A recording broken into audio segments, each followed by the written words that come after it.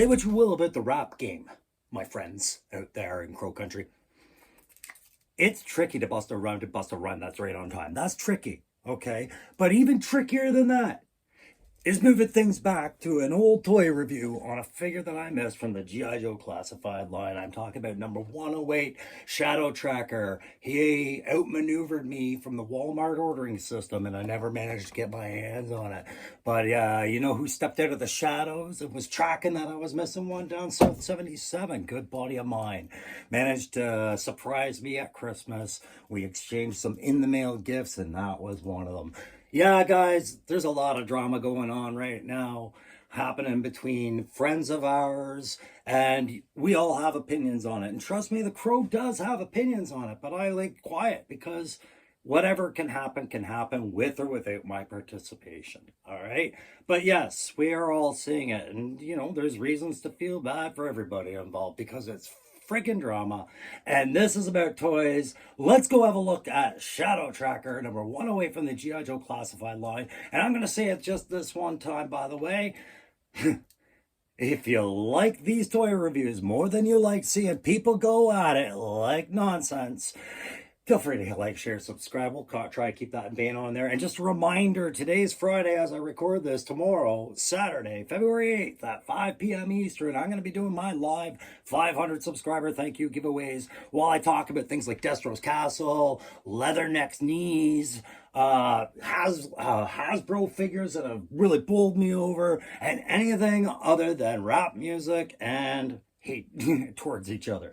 All right, so join me for that, okay? Maybe you might get yourself some good prizes like a comic book or a Coco figure. Hey, let's go over to the table, have a look at this old, but not too old Shadow Tracker and what I missed the first time he came out and why I'm vibing on him every new time. All right, see you in a minute. So because this is the tactical perspective, quick look at the old box. I'm not going to focus so much on it because it is older line. The box has since changed, but it used to have the box art. You would get your piece count on the front back in those days. Little extra piece of art. QR code meant as little then as it does now. And of course, the primary combat functions, those little icons on the bottom were there as they were on the back. Quick look again at that piece count, how tall he's supposed to be. And what they want you to pay attention to with the shoulder flashes, and that would appear to be some claws on his belt of yellow rope. Okay, there's your box side art, just a little thing with his yellow mask, you know, and that's not how the sculpt actually looks. It's just an artist rendition. Okay, number 108 in the line, Cobra Shadow Tracker. That's the box. Inside, you had the old ammo crate. Told you it was Shadow Tracker, number 108. See, I can rhyme too.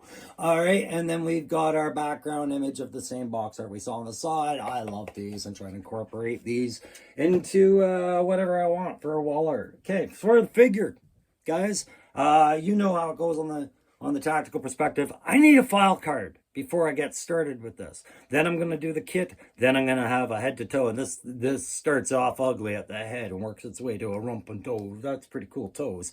But, and then we're going to give it that play grade, tack grade, and je ne sais quoi grade. Call it a day.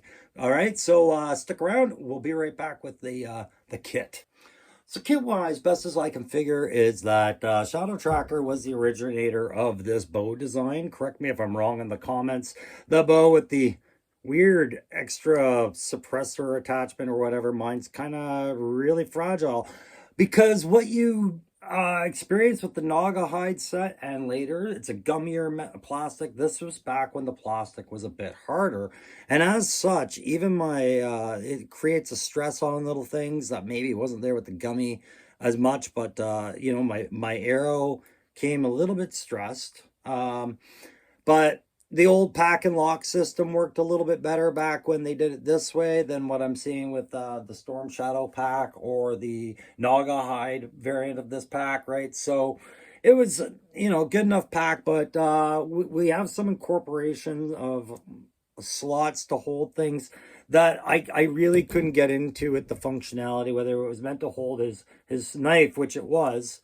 It does, but he's got that on his leg sheath as well, or if it was meant to hold his axe, which I can't get that in there. So I find that I have to kind of timeshare that axe slot in there if I want him carrying that when he carries the bow, or else I have nowhere to really kind of work that out unless it's supposed to be in the leg slot. I'll find that out later as I lay the kit out. So yeah, we got the old Naugahyde bow with the arrow and the suppressor or whatever it is there. All right, as I've been showing you, we've got his tomahawk there, his little war axe, and that might very well fit into the leg sheath. I'll have to look. Maybe I just had the knife in the wrong spot the whole time. There you go, little that, and of course I've got the images up of the kit on the side there as well. He's got a really nice Gakari knife kind of dealio here, nice intimidating hunter's blade, and that's getting into the lore of the file card of what we've read about him, right? He doesn't do guns, he does blades and hunting tools. Let's have a look at those masks. Which couldn't seem to be any more polar apart, right? Like you have the leopard skull, and then you have this mystic iron mask, almost like Destro's head glowing. We'll get into that when we get into the head to toe, because I have questions, so many questions.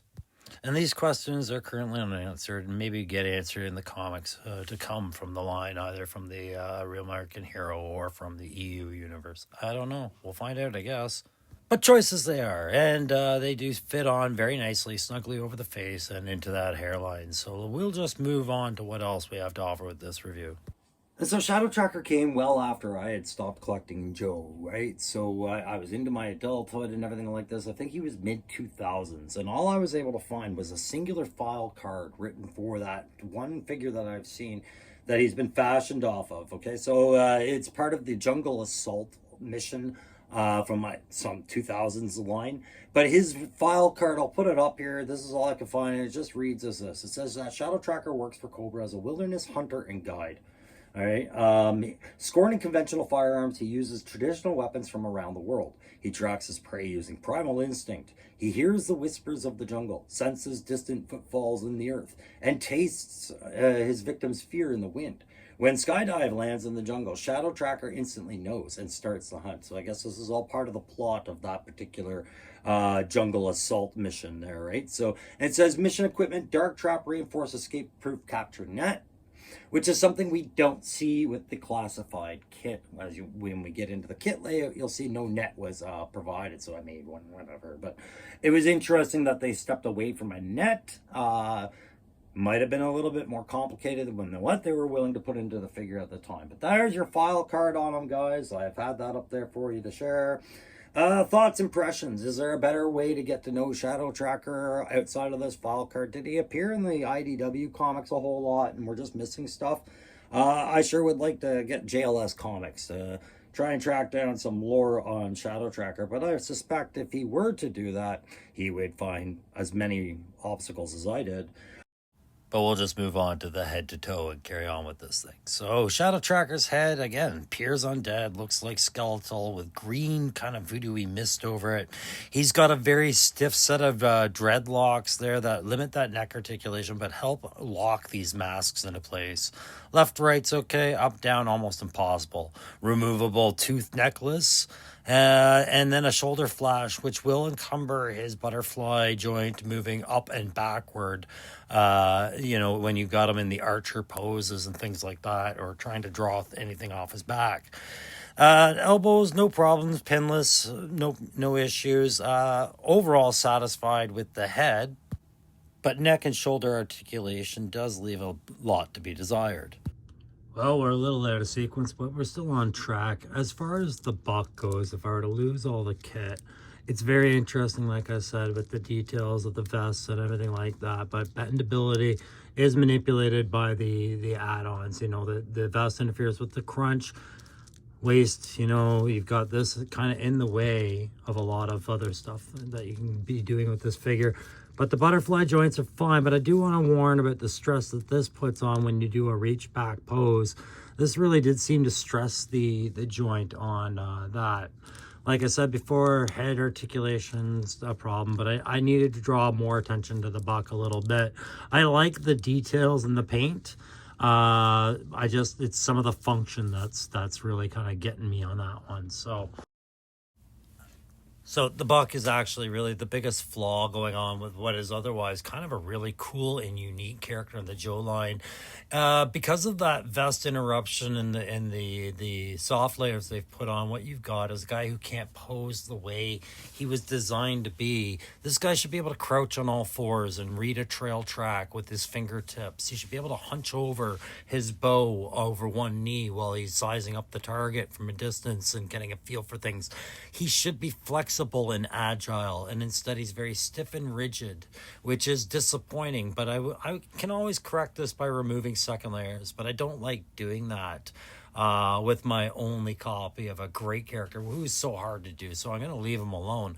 But it makes me hope that Retro line will attempt this character and make him more the urban type that they had before in the 2000s, I guess. And perhaps by then they'll have found a way to make that inescapable net that he was so known for with his character back then. This is the perfect rogue gallery Cobra villain for your Outback, your Stalker, your Beachhead, somebody who would hunt down the Joe Recon guys in the woods and prevent them from getting to their destinations. So anyways, I think we're about ready to get into the grading system, guys. Let's go have a look at the grades for this. So I have to really kind of curb my grading on how I look at this figure. I knew nothing about this character. What the character's file card told us does match what I'm seeing here. I am seeing a wilderness survival kind of predator. Like I said, very much a Marvel Kraven the Hunter kind of character, who, if they had a lore, it isn't well known to me at all. But they do match what was described in that file card as far as not carrying around useless firearms. This guy's very much into worldwide weapons array. He's all about the style of the kill more than about the kill itself, it seems, from what I've perceived. Anyways, you see this little micro net I made him. It was just because of what I read in that file card about that net. That's just a piece of fruit stand mesh. We'll get rid of that. But I just wanted you guys to see that there. But tactically, between having the bow and the arrow, of course, and then 2 close combat weapons and a couple of facial features, I'm going to give them a 4.5 on the tack. And the only reason I'm going to say the 0.5 is because I don't think they did right by us by not including the net. And having so much yellow, they didn't do right by us to explain why yellow matches a survivalist who's hunting, right? That's safety colors for a hunter that doesn't want to be shot by other hunters, not a guy who's hunting humans. All right, so there's your tack grade. Now the play grade, I'm going to also be equally considerate and think about just what we got in here, okay? I do find what's holding back the play grade is the fact that once I knew about that net, I cannot understand why that was not included as a piece of kit, other than dealing with fabrics and mesh and whatnot is probably more than Hasbro wanted to do. But I'm going to deduct a point for not including all the kit from a previous reference kind of character. Having extra masks definitely helped the play grade. It gives this character 3 different looks, including what's under the mask there. So that definitely makes up for it. The knife and the axe are 2 good little molds. No color on the axe because it's a blackened axe. That's fine. And the knife got color. I don't know why they didn't blacken that if they blackened the axe blade, but so be it. I would have liked to have seen some color on the feathers, but again, for a play grade, what I'm accounting for is the fact that we had a removable arrow and bow set come out with this character that lent to a lot of posability and storytelling and how he goes about things. And the 2 close combat weapons, counting on piece count, you get your money's worth with this guy. But they restricted him by making him a Walmart online availability kind of guy. So I'm also going to dig them on play for that, because how can I play with something if it's not available, right?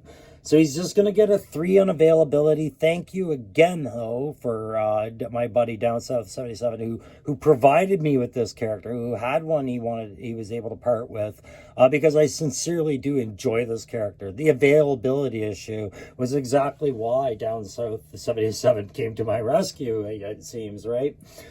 So, yeah, the 3 on playability, 4.5 on tack. It's time to get into that je ne sais quoi. The je ne sais quoi factor for this figure, I'm going to put it rather high. Yeah, they could have gone back and recreated what they did in the 2000s with the urban appeal of this character, but they moved him towards a more of a wilderness kind of environmental feel. They made some changes, but still tied him to that original vibe in little ways. But he doesn't feel like he's at home in the concrete jungle like the original one would have us feel. No, this one feels more predatorial wilderness kind of survivalist, like what was described in that file card. The way they've gone about capturing this character's uniqueness, it feels, I wouldn't say forced. It feels really cool, but I feel like Hasbro has not really told us why we should think it's cool. And that's what's missing for this character for me. Why are these masks the coolest part? Why is his face so interesting? What's his dating game like? It's got to be good. I need to know more about Shadow Tracker. So the je ne sais quoi on this one is going to be a 4 because I respect some of the creativity and the way they branch this character, but moreover, he leaves me wanting more to know about him, right? So that's going to do it for that one. That's another 4 for Shadow Tracker. Like I said, the play grade also goes back to the vest encumbering his crunch, right? The posing gets limited when you start adding layers onto these figures, and Shadow Tracker should have been without. So that's why the lowest grade on here is the play grade today. But listen, guys, that's going to do it for this particular tactical perspective on G.I. Joe Classified number 108, Cobra Shadow Tracker. Thanks again, Down South 77, for this wonderful surprise. And thanks again to all you guys for watching. And please don't forget, if you are available Saturday at 5 p.m. Eastern, that's Saturday, Feb 8th, don't forget to tune into my live where I will be doing my subscriber giveaway of some G.I. Joe comics and a once-a-man Cobra Commander as a thank you for allowing me to surpass the 500 mark, guys. Thanks very much. Hope to see you there, and we'll catch you on the very next Tactical Perspective.